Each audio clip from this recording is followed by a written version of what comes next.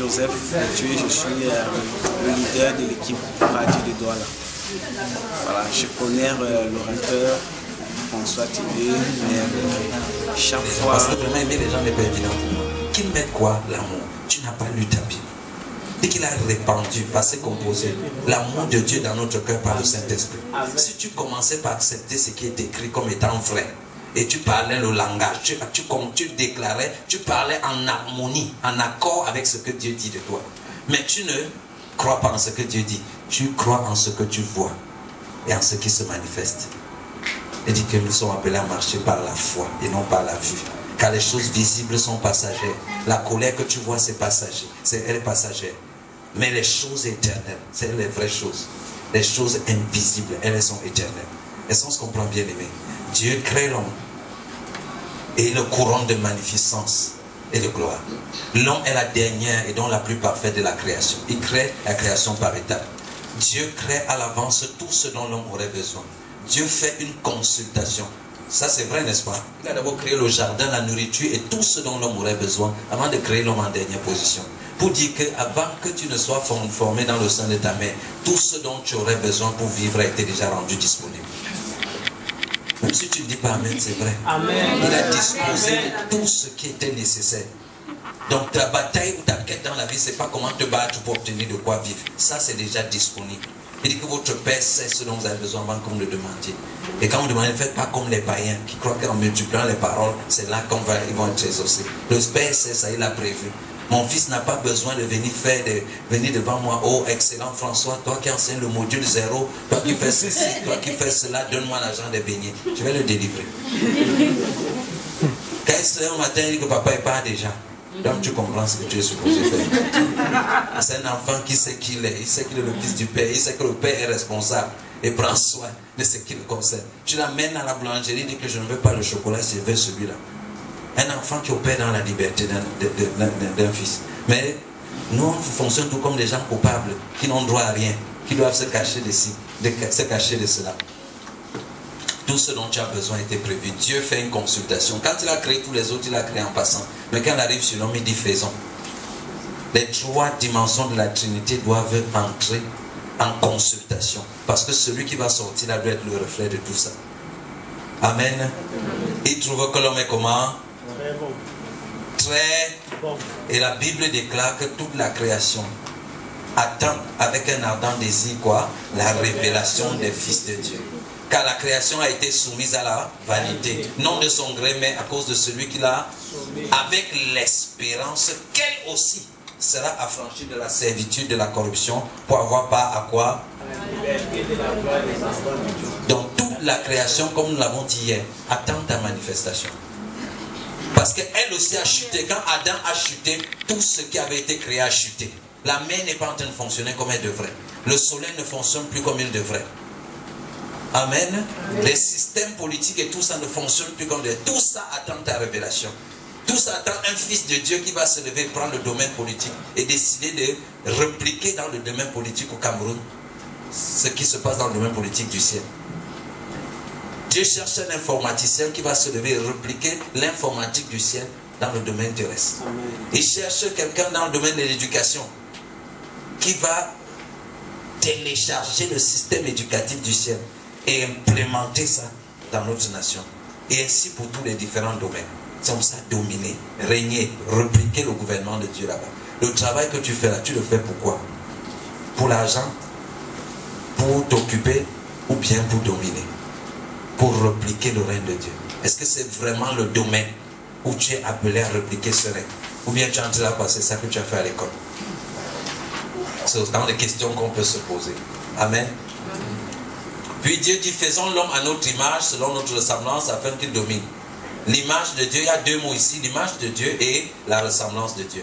Et le mot image, c'est ce mot-ci, qui veut dire ombre, fantôme, illusion, figure représentative, et tout ce que vous voulez. Ça veut dire que l'image, c'est ce qu'on voit et ce qu'on peut percevoir.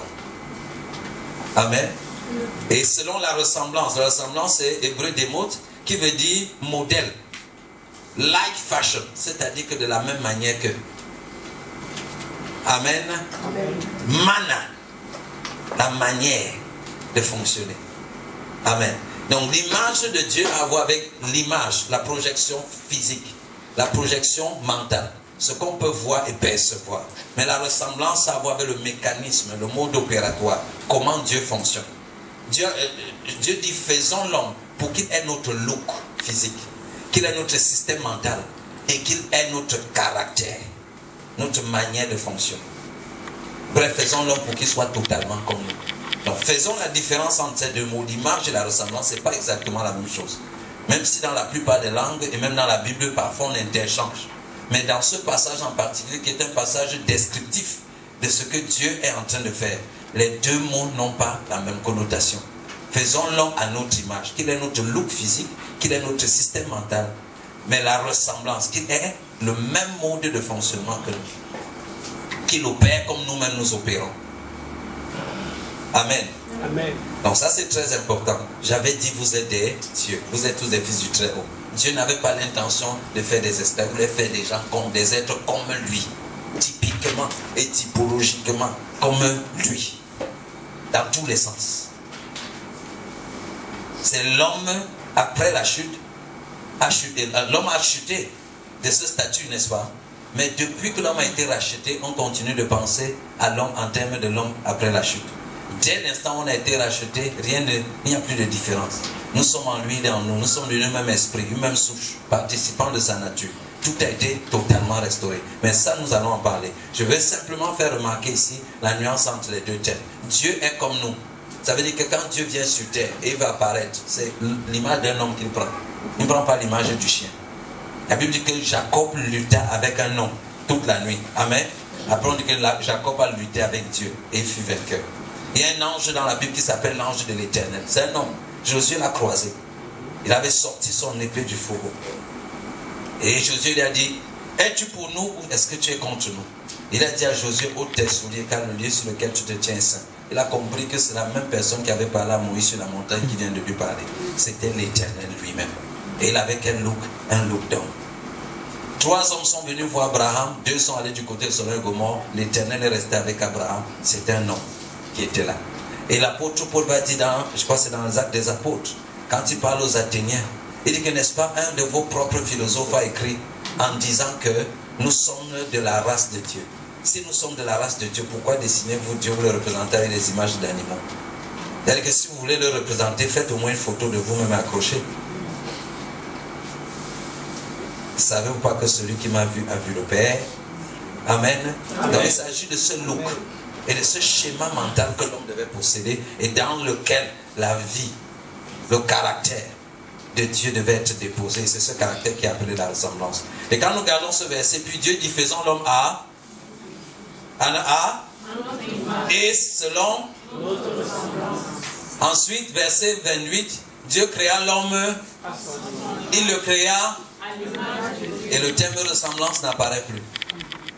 Alors je commence ce soir et je vais terminer demain que finalement Dieu a l'intention, il projette de faire l'homme à son image selon sa ressemblance, mais il fait l'homme simplement à son image, c'est-à-dire son look physique et son schéma mental. Où est passée la ressemblance? Nous allons voir la ressemblance plus tard.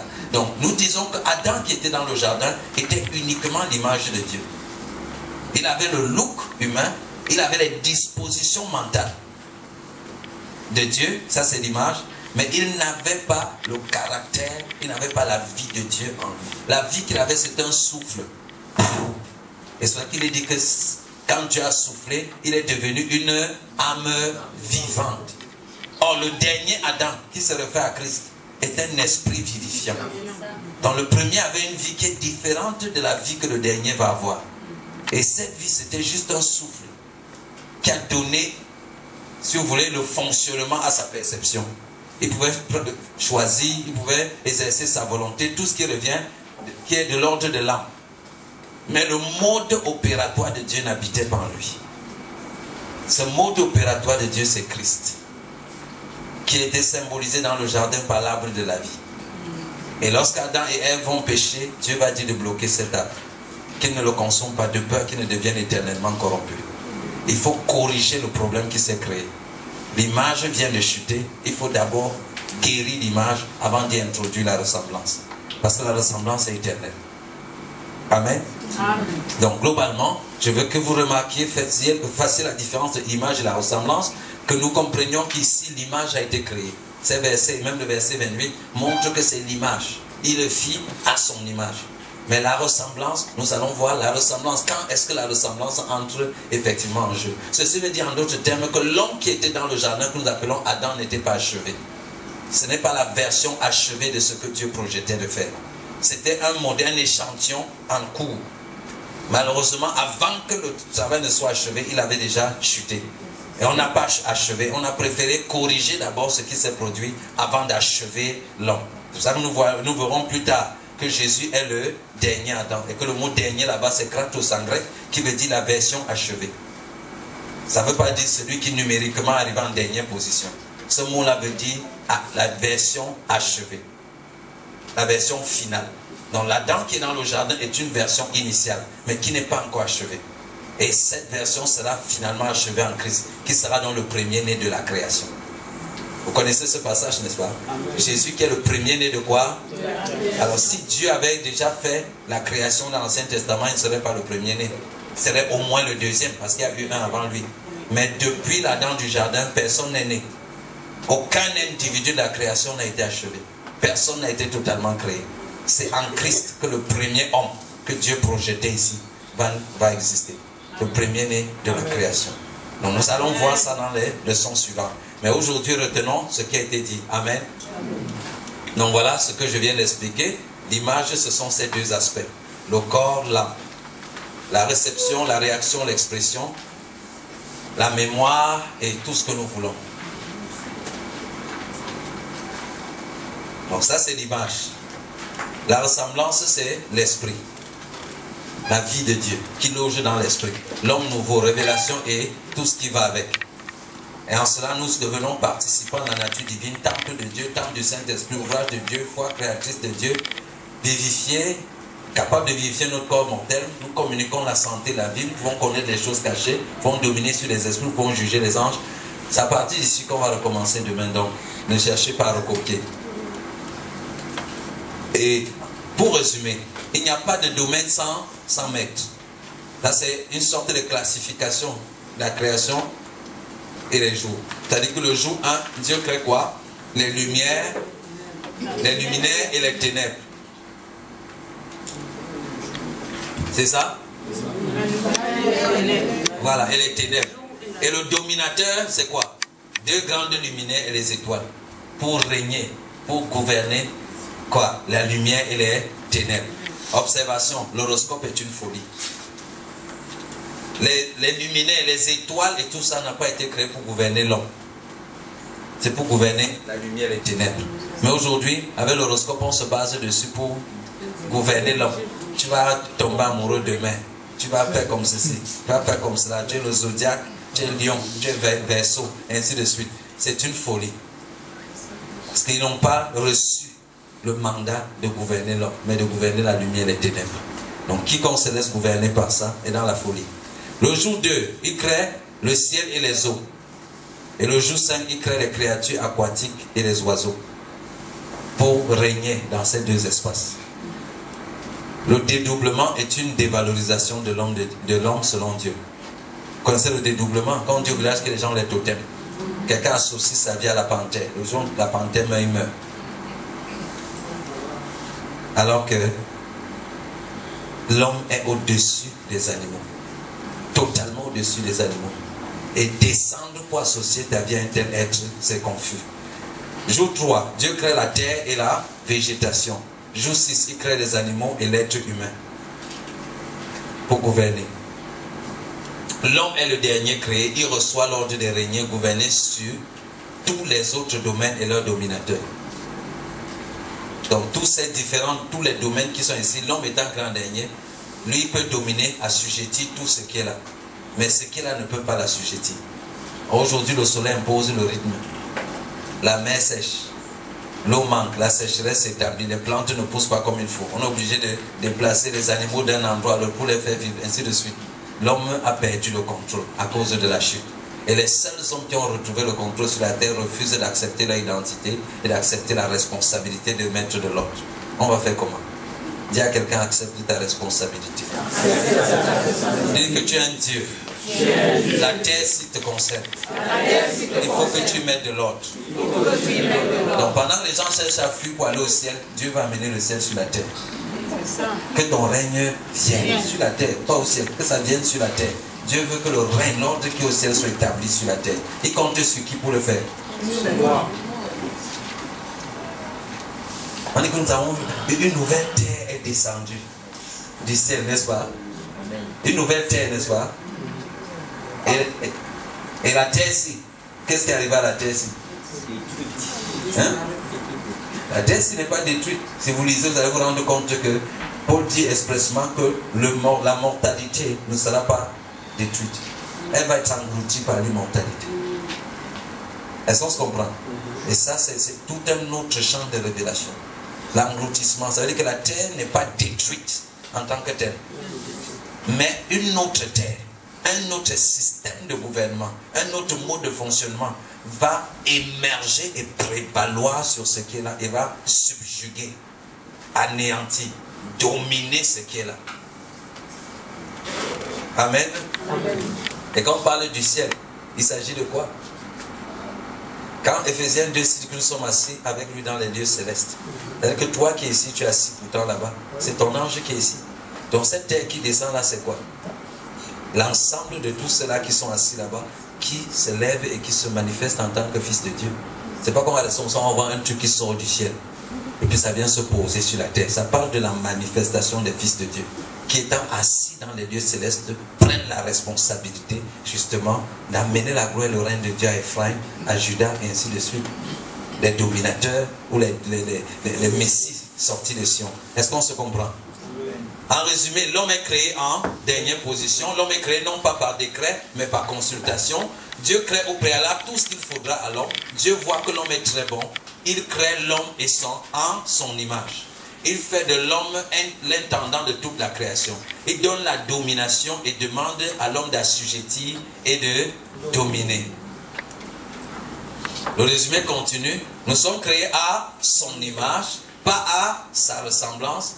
Le but avoué par Dieu, c'est que l'homme domine. Il lui communique un souffle de vie. Il devient une âme. Et le mot âme est bien souligné. Vivante par la parole.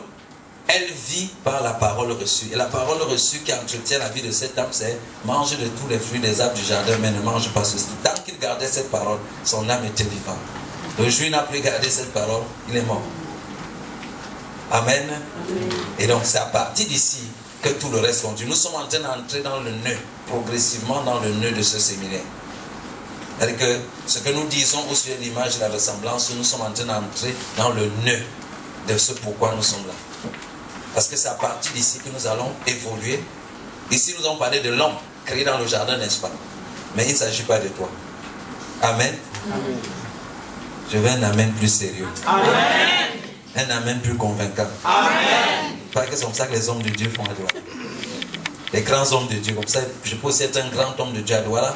Quand vous dites les amens comme ça. Donc, c'est très important de se rendre compte que nous qui sommes là, nous sommes en train de revisiter simplement ce que Dieu avait à l'esprit. Or, Dieu ne se répand pas de ses dons ni de son appel. Amen. Amen. Donc, l'appel pour lequel il a créé l'homme, il ne se répand pas de ça. Ça tient toujours jusqu'à aujourd'hui. Il tient toujours à ce que l'homme domine, même en Christ. Mais nous allons voir par quel mécanisme en Christ est-ce que cela se produit. Amen. Amen. Donc, c'est très important aussi de comprendre que dans le processus, que le mot Adam, c'est un complément d'information dont nous aurons besoin. Le mot Adam, ce n'est pas le nom de l'individu que Dieu a créé. Comme moi ici, on m'appelait François. Toi, on t'appelait Esther. Voilà, Aronette.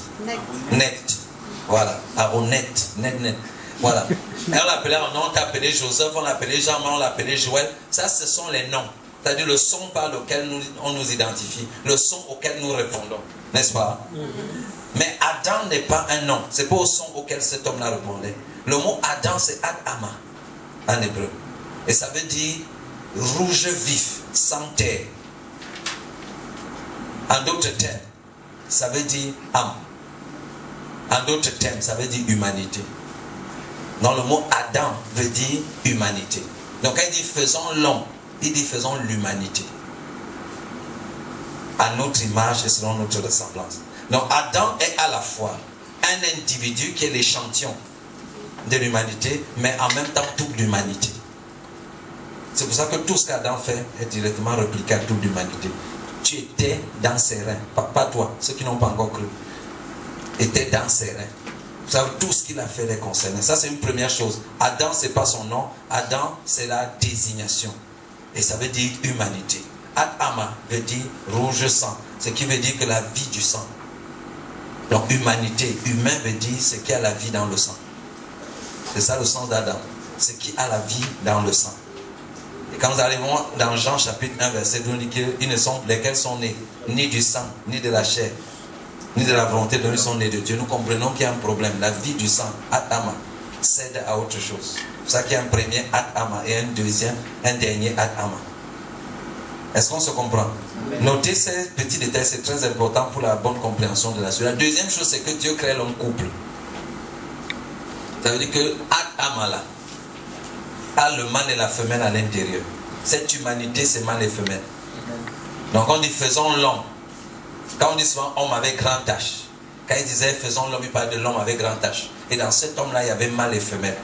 Et après, il va sortir la femelle. Il dit qu'il n'est pas bon que l'homme soit seul. Et le mot seul, c'est un mot en hébreu qui veut dire être en une seule pièce. Ça ne parle pas de la solitude. Adam, en nommant les animaux, a vu qu'ils étaient couple. Lui, il est arrivé sur lui, il se rend compte que lui, il est en une seule pièce. Et Dieu dit qu'il n'est pas bon qu'il soit en une seule pièce. Alors Dieu l'endort et sort la femelle de lui. Et forme un corps et donne à cette femelle.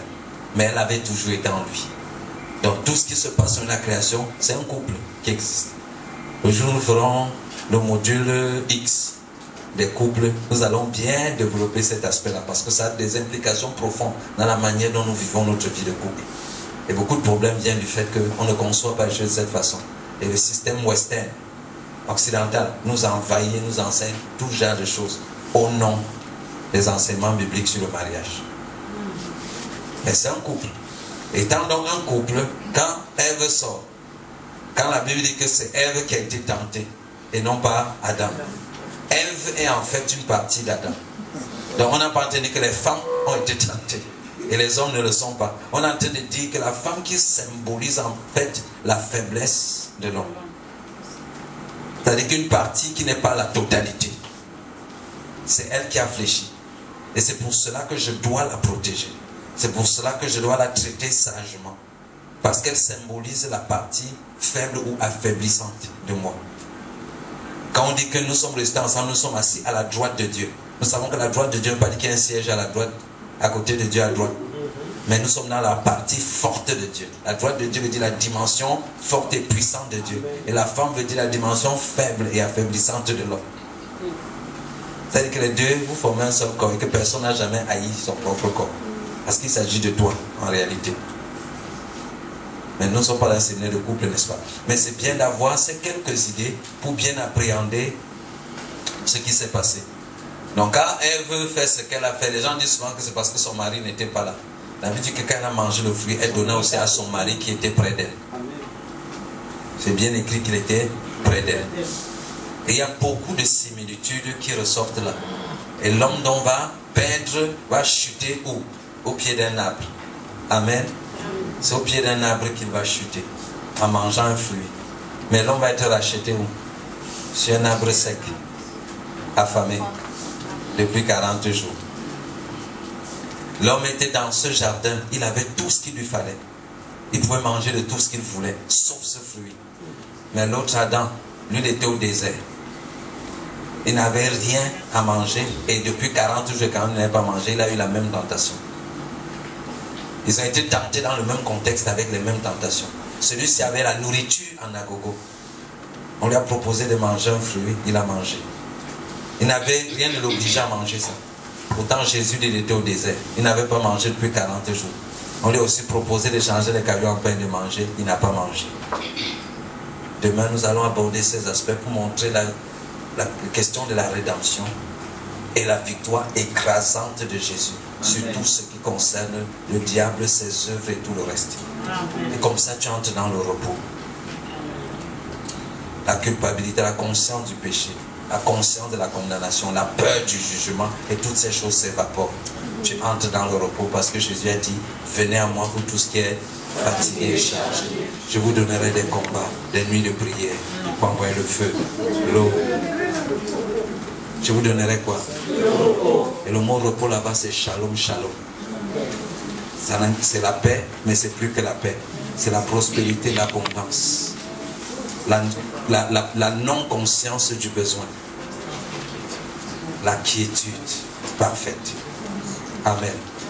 Si vous avez des questions, notez-les et laissez-les sur la table en sortant.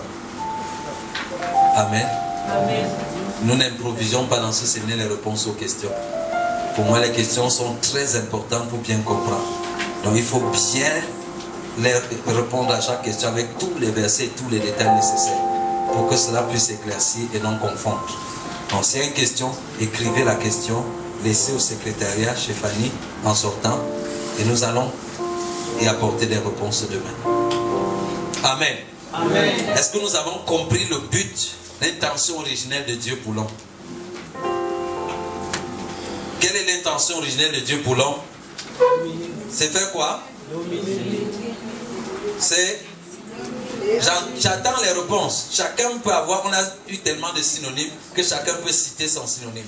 Dieu a créé l'homme et son intention c'est que l'homme fasse quoi? Voilà. Voilà. Gouverner, régner, diriger, contrôler. Et ça c'est l'homme naturel. Maintenant l'homme en Christ, qu'est-ce qu'il est supposé faire? On verra cela. Amen. Donc demain, nous vous encourageons une fois de plus à venir à l'heure. À l'heure. Nous allons commencer beaucoup plus tôt. Parce que la question, le thème sur la rédemption est un peu plus long. En fait, il n'est pas plus long. Il est un peu plus complexe. Donc il faut des schémas pour bien comprendre le mécanisme. Donc s'il y a possibilité de prendre une permission au bureau pour partir un peu plus tôt demain, faites-le dès le matin. Amen. L'autre chose c'est que je demandais à l'équipe du protocole, il y a les casse-croûtes. Et on se demandait ce que vous préférez, que quand vous arrivez, vous prenez directement votre casse-croûte. Parce qu'à la fin, on se dit finalement, vous rentrez à la maison, vous pouvez manger. Or, l'idée du casse-croûte, c'est que quand vous arrivez, vous puissiez amortir un peu la famine de la journée, en attendant de rentrer à la maison à la fin. Donc, on se pose des questions là-bas sur ce que vous préférez. Et on s'est dit que ceux qui arrivent, qui préfèrent prendre leur casse-croûte, ils peuvent le prendre. Ceux qui préfèrent le prendre à la fin, ils peuvent le prendre. Oui, le temps est court, on ne peut pas faire une pause. Donc si vous arrivez, vous avez besoin de vous désaltérer, signalez, comme ça on vous donne quelque chose pour vous désaltérer. Si vous préférez à la fin, vous êtes en train de suivre le séminaire à jeun, comme certains ont préféré le faire, vous le suivez à jeun. C'est toujours plus efficace. Amen. On va prier.